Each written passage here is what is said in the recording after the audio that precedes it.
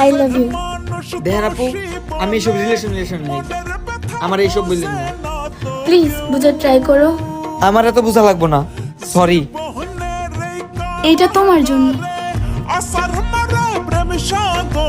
প্রিয় রাহাত, আমি তোমার জন্য সবকিছু করতে পারবো, প্লিজ আমাকে একবার বোঝো।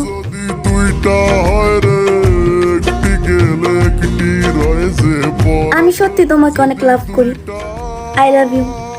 মেয়েটা মনে হয় সত্যি আমাকে লাভ করে, নাহলে আমার পিছনে এতদিন ধরে ঘুরে। I love you two.